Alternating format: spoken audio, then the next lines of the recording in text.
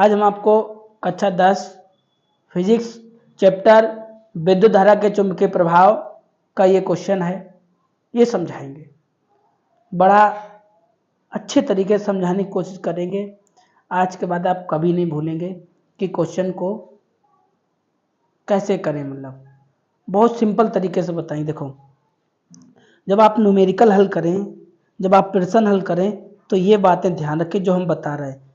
जब भी लंबाई लिख के आए तो आपको एल बराबर लिखना है, धारा लिख के आपको आई बराबर लिखना है। अगर आपको एम्पियर पान एक समान चुंबकीय क्षेत्र लिख के आए तो आपको एफ लिखना है, और आपको बल एफ निकालना है। तो एफ बराबर आपको जब भी बल लिख के आए तो आपको एफ निकालना है। तो यहाँ पे लिखा है 1.5 मीटर लंबे, तो लंबाई को एल से लिखना है आपको।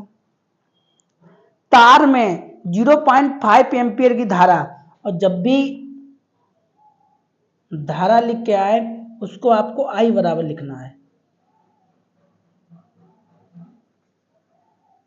ठीक है। जब भी धारा लिख के आए उसको आई बराबर आपको लिखना है।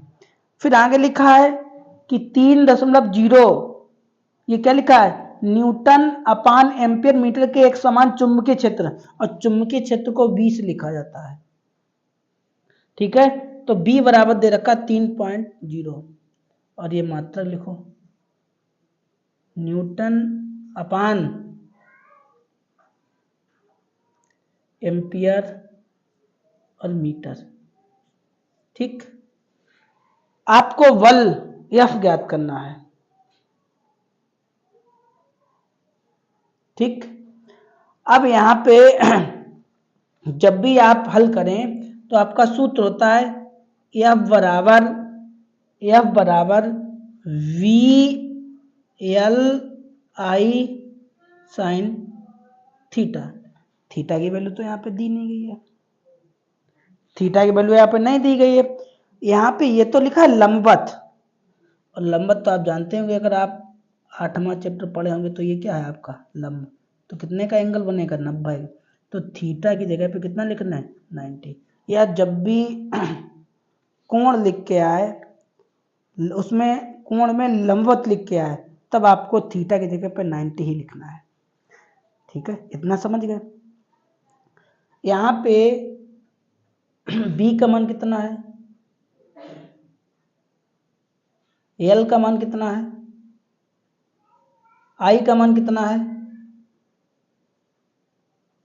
थीटा की वैल्यू कितनी है, कोई दिक्कत।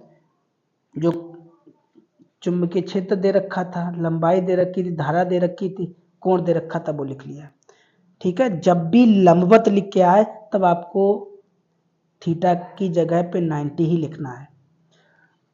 इतना कर लिया आपने। इसे हम ऐसे ही लिखे ले रहे हैं। अब आपको ये जरूर पता होना चाहिए साइन 90 का मान क्या होता है, तो आप चूंकि का चिन्ह लगाना, और साइन 90 का मान होता है 1, तो इसकी जगह पे आप क्या लिखेंगे, 1। आप गुणा करिए और आपका आंसर आ जाएगा। पहले इन दोनों का गुणा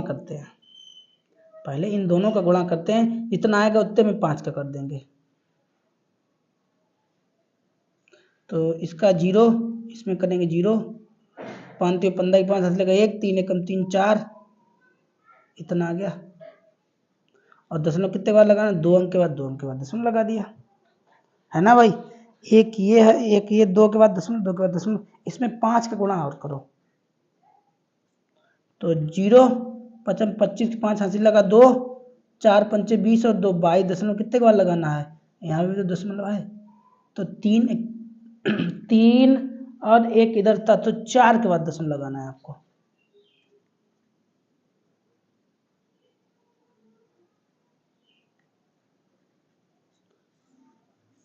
इस कदर आपका इतना आंसर आ गया। अब अच्छा, चाहो तो आप इसे इतना लिख दो,